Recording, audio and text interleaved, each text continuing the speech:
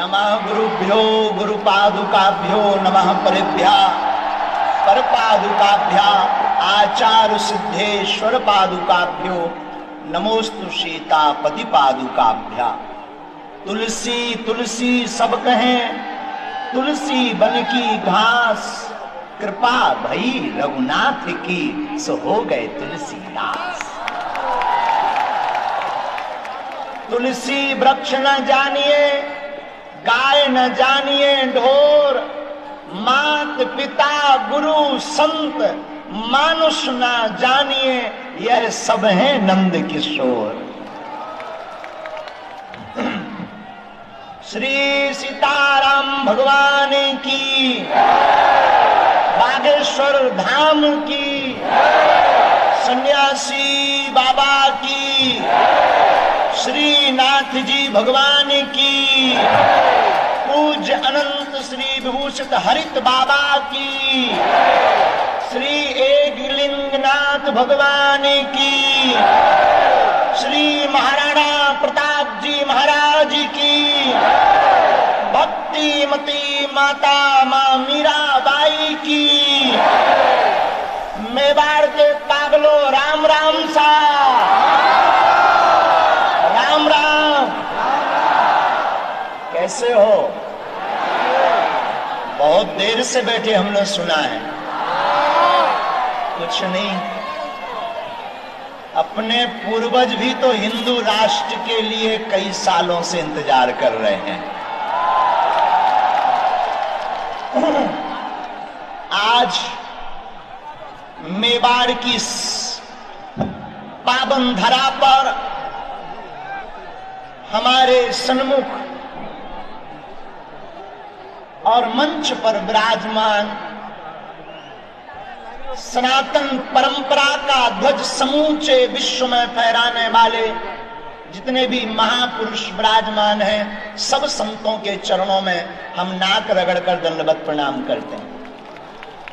प्रमुख रूप से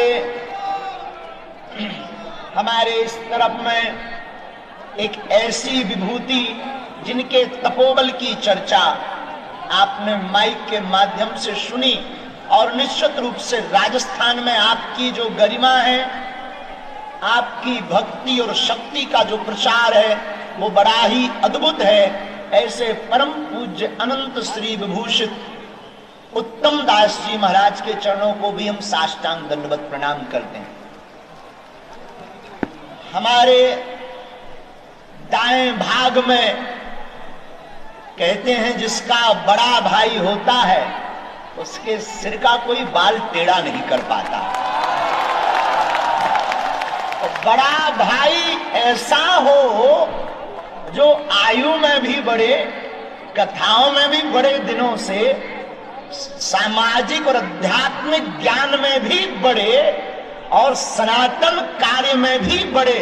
ऐसा बड़ा भाई जिस भाई को मिल जाए, भला उसका कौन बाल वाका कर सकता है।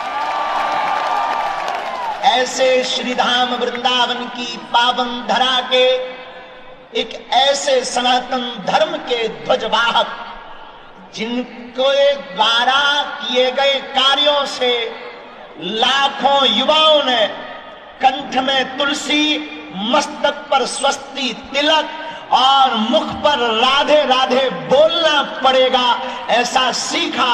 ऐसे आचार्य ज्येष्ठ भ्राता के चरणों को भी हम प्रणाम करते हैं।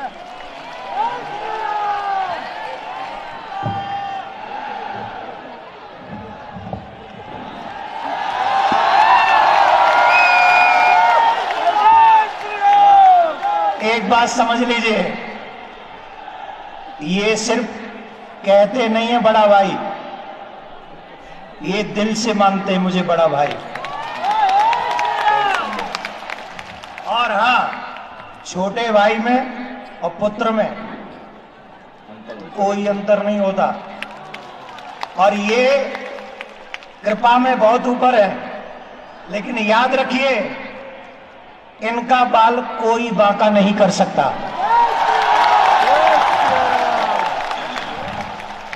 और हमारे सन्मुख कक्का ये तेज कर दे तो कक्का को नहीं लगने। अच्छा जो ले लें हाथ में। ये तेज कर, ये बंद कर दे, कहाँ जो लगाए सोफी से तो होगा अफगानिस्तानी। और हमारे सामने वहां सब जगह सामने विराजमान बैठे, कछु खड़े हैं, कछु छतन पे टंगे, हमें दिखा रहे। हमें ऐसा जानते कि मेवाड़ में इतने पगलाए, हम और पहले आ जाते। अब तो हम पगलना छोड़ने वाले नहीं हैं। और जब तक तुम्हारे घर के बाहर तुम्हारा मन और तुम्हारा मुख भगवा में नहीं होगा, तब तक हम तुम्हें छोड़ेंगे भी नहीं। ऐसे मेवाड़ की पावन धरा पर यत्र तत्र अगल बगल जने हम नहीं दिखा रहे, समझ जाओ दिखा गए। हमें सबको दिखा रहे हो, हम तुम्हें ना दिखा पा रहे हो, सो घर आ रही बाद में। जो जो यहाँ विराजमान सिया राम मैं सब जग जानी, करो प्रणाम जोर जुग पानी। सबको सीताराम मैं मानकर साधु जी, साधु जी, साधु जी, साधु जी, साधु जी। मेवाड़ की ये वो धरा है मेरे पागलों, जहां की माताएं और भाइयों की वीरत्व तो छोड़ो, यहां का तो घोड़ा चेतक भी वीर होता है। ये वो धरा है जहां का घोड़ा तो वीर होता, राम प्रसाद नाम का हाथी भी जहां का वीर होता है। शौर्य पराक्रम वीरता साहस और संस्कृति के संरक्षण का ऐसा क्षेत्र राजस्थान, जिसकी धूम ऐसी मचती है कि बप्पा रावल जैसे महाराजा के सामने अफगानिस्तान बस जाता है, जो हिंदुओं का ही देश कहलाता है। ऐसी मेवाड़ की धरा में हम सब आज हिंदू नववर्ष उत्सव पर, शायद भारत का पहला ऐसा उत्सव होगा जहां हिंदू नववर्ष इतने गुंजायमान के साथ मनाया जा रहा हो। आज भारत की पृथ्वी झूम रही होगी और जितने यहां बैठे इनके पूर्वज खिलखिला रहे होंगे कि धन्य है हमारे वंश में ऐसा हुआ जो हमारी संस्कृति के लिए ललकार रहा है। ऐसी मेवाड़ की धरा, राजस्थान की वीरता और शौर्यता की भूमि पर हम कोई भाषणबाजी करने नहीं आए हैं। और याद रखना, हम दो कौड़ी की राजनीति में करोड़ों का अध्यात्म बर्बाद नहीं करते हैं। इसलिए भी मत समझना कि हम कोई राजनीति के लिए आए हैं, या तुम सोचो कि चुनाव के लिए आए हैं। ठटरी बराए सनातन के लिए जिए थे, जन्म लिया और सनातन के लिए निकले हैं और सनातन के लिए ही प्राणों को त्यागेंगे। दूसरी बात, वैसे महाराज जी हमारे बहुत श्रेष्ठ हैं, क्षमा करना अगर गलती हो जाए, आप मुस्कुरा के हमें आशीर्वाद दे दो। महाराज जी कह रहे थे कि भारत में जरूरत नहीं पाकिस्तान को हिंदू राष्ट्र बनाना। हम कहते हैं महाराज जी क्षमा करना, पाकिस्तान तो अपन चलकर बना ही लेंगे, कुंभलगढ़ में जो 100 हरे झंडे लगे हैं उन्हें भगवान में बनाना है।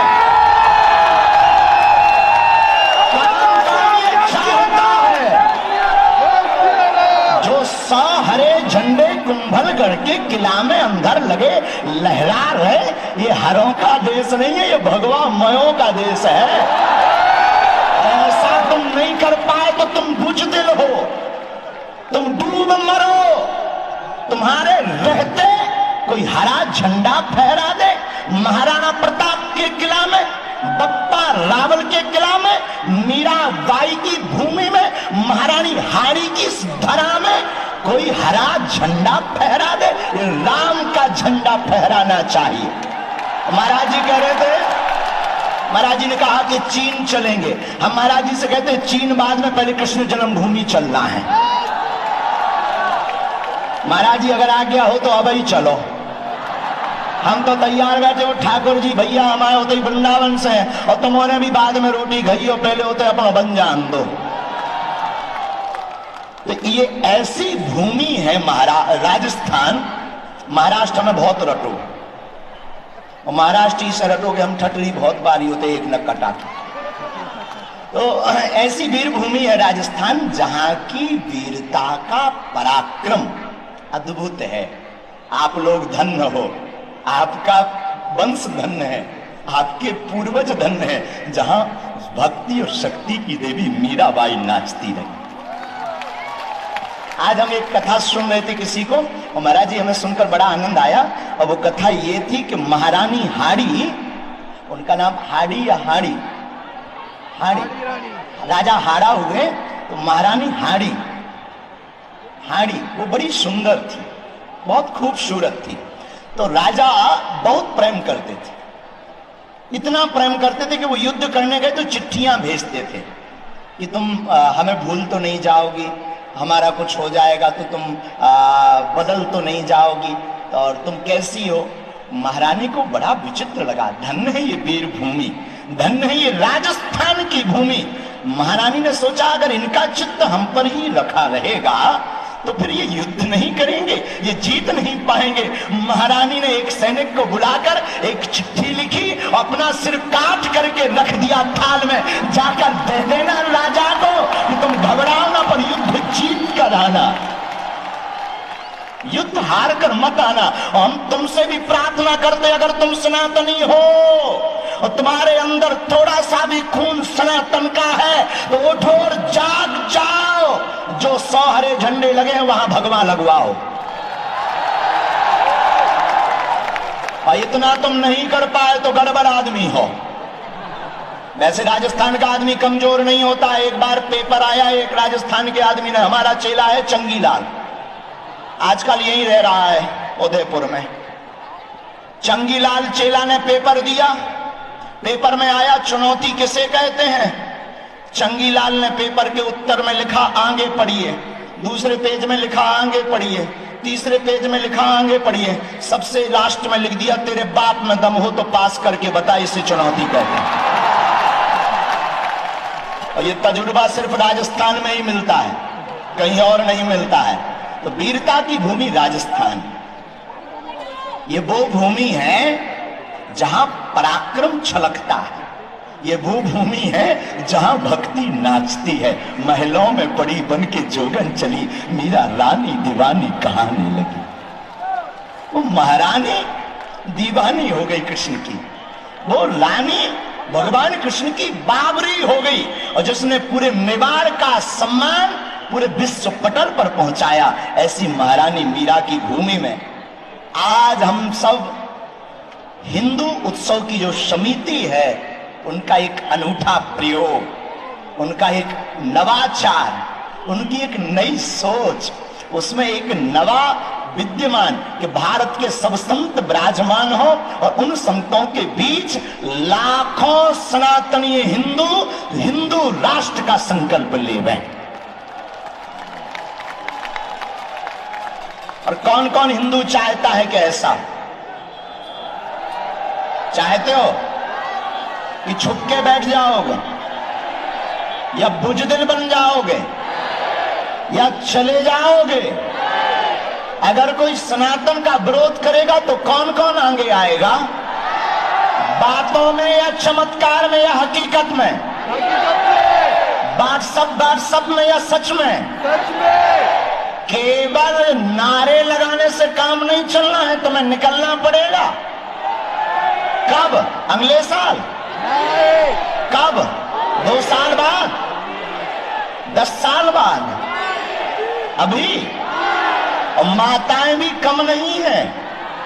आपको बताएं, हमारी माताओं, ये बहुत शौर्य की भूमि है। जहां जौहर की प्रथा के बारे में अभी बता रहे थे, ये बहुत शौर्य भूमि है कि यहाँ की माताएं अग्नि स्नान करती थी। अग्नि स्नान पता है क्यों करती थी? महाराज जी जब मिलेच्छ यहां पर आए तो उन्होंने हिंदुओं के साथ बर्बरता की, अत्याचार किया। जितने कमजोर हिंदू थे बलात् आक्रमण किया, और अगर कोई हिंदू स्त्री पवित्रता भंग ना हो जाए इसके लिए मर जाती थी, तो विदेश में एक नेक्रोफीलिया एक गंदी बीमारी कह सकते, जिसे गंदी सोच कह सकते, कि मरे हुए शव के साथ में संसर्ग करते थे। मिलेच्छ मृतक शव से संसर्ग करते थे, संबंध बनाते थे। लेकिन यह महाराष्ट्र की वो माताएं हैं जिन्होंने नेक्रोफीलिया जैसी परिस्थिति से बचने के लिए अग्नि दान, अग्नि स्नान करना प्रारंभ किया था कि मरने के बाद हमारा शरीर म्लेच्छ छू ना पाए। और ये कहीं और नहीं, कहां पर ये है? कहां पर? क्या कहते हैं इसको? जौहर। और ये संकल्प कहां से जागृत हुआ? मेवाड़ से। कहां से जागृत हुआ? मेवाड़ से। ये वो मेवाड़ है। आज हम जब बैठे थे तो सबसे पहले महाराणा प्रताप के वंश के एक युवराज पधारे थे। हमें लगा मानो उनकी ही खुशबू आ रही। और ये वो राजस्थान है। बप्पा रावल, नाग भट्ट और पुलकेशी, इन तीनों राजाओं ने मिलकर के 60,000, एक दो नहीं, 60,000 अरबों की सेना को परास्त किया था और ईरान भेज दिया था। अब राजस्थान के लोगों, तुम्हारे अंदर भी अगर वही खून हो, जमीर जिंदा हो, तो धर्म विरोधियों को तुम्हें भी अब भारत के बाहर भेजना पड़ेगा। क्योंकि जिन्हें भारत में रहने में डर लगता हो, राम की यात्रा पर जिनको पत्थर फेंकना अच्छा लगता हो, पालघर के संतों की निर्दयता के साथ हत्या की जाती हो, राजस्थान में जिस प्रकार प्राचीन मंदिरों को मिटाया जाता हो, ऐसे कृत्य करने वाले लोगों को भारत में रहने का स्थान, ज्यादा दिक्कत हो तो पासपोर्ट अपन दे देगी, लेकिन उन्हें भारत में रहने की आवश्यकता। हमारा तो एक ही कहना है, भारत में रहना है तो सीताराम कहना है। लोगों ने हमसे कहा तुम्हें डर नहीं लगता? हमने कहा डरते तो हम किसी के बाप से नहीं हैं, डरते वो हैं जो बुजदिल होते हैं। हम तो वो हैं कि कुंभलगढ़ के किला में भी भगवा झंडा गड़वा कर मानेंगे। और तुम चाहते हो कि वहां भगवा झंडा गड़े? चाहते हो? क्या ये बात सही है? सही है ना? तो काहे चुप बैठे कक्का है? तो मैं ऊंट बसा रहा हूं का? तो काहे चुप बैठे हो? काऊ ने कसम रखी का तुम्हें? कब जागोगे? कब जागोगे? कब जागोगे? भारत को हिंदू राष्ट्र कब बनाओगे? कब? अगर कोई विरोध करेगा तो? अगर कोई तुमको धमकी देगा तो क्या डर जाओगे? अगर कहेगा कि तुम्हें हम मिटा देंगे तो क्या डर जाओगे? क्षमा कीजिएगा, एक कन्हैया धोखे से जरूर चला गया, अब घर घर कन्हैया बैठा है। सीटी ना बजा लोगाई नोई में, नक्कटा सीटी बजाओ। जय श्री राम बोल, हाथ उठाकर और जोर से बोलो, भारत हिंदू राष्ट्र की, भारत हिंदू राष्ट्र की। तो जितने भी राजस्थान के पागल बैठे हैं, जो खड़े हैं वहां सामने उस पे छत पे खड़े, कछु होते मल्टी पे टंगे, हमें तो दिखा रहे तन तन तन तन। अब बुढ़ापे की आंखें आए उतना तो दिखा नहीं रहा, लेकिन हमें खूब दिखा रहा हूं। हाँ होते जी मोबाइल चला रहे, देखो भी जला रहे यार, नीचे नहीं आ जाइयो, ऊपर ही रहियो संभल के। भैया तुम खड़े ना हो जो, नहीं तो बैरिकेड टूट जाए। बैठे रहो कक्का रहो, बैठे रहो कक्का रहो, बैठे रहो बैठे। अबे हम जा नहीं रहे, तुम चाहत कि हम जल्दी चले जाएं। तो अंतिम बात और सुनो, पूछो का? हम आपको अब जातिवाद में बंटना बंद करना पड़ेगा, हिंदुओं को एक होना पड़ेगा। क्या होना पड़ेगा? चाहे जाति अनेक हो पर हम सब हिंदू, हम सब हिंदू, हम सब हिंदू, हम सब हिंदू, हम सब हिंदू। क्यों? क्योंकि अलग अलग रहना ही इनका लक्ष्य है कि इनमें फूट डालो और क्या करो। तो क्या तुम अपने ऊपर किसी और का राज चाहते हो? तुम चाहते हो कि भारत हिंदू राष्ट्र हो? तुम चाहते हो कि घर घर रामचरितमानस पढ़ी जाए? तुम चाहते हो कि अब राम की यात्रा पर पत्थर ना फेंके जाएं? चाहते हो तो दोनों हाथ उठाओ सब। रावण के खानदान के मत उठाना, जो रावण वाले हो तुम कॉल आए अपने अपने कक्का के, तुम मत उठाना। जो सच्चे राम के हो वो दोनों हाथ उठाओ, संतों में भी उठा लो। आज कहो, आज नवरात्रि के इस पावन पर्व पर मेवाड़ की भूमि में, उदयपुर नगर में हम सायंकाल यह संकल्प लेते हैं,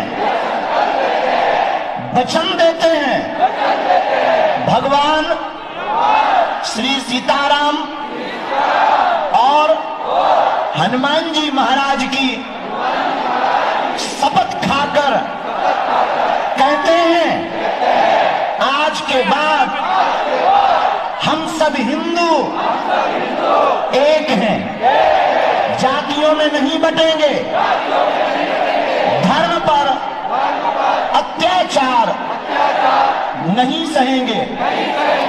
हम वचन लेते हैं, भगवान राम, भगवान कृष्ण का विरोध करने वालों को मुंह तोड़ जवाब देंगे, संतों की रक्षा करेंगे,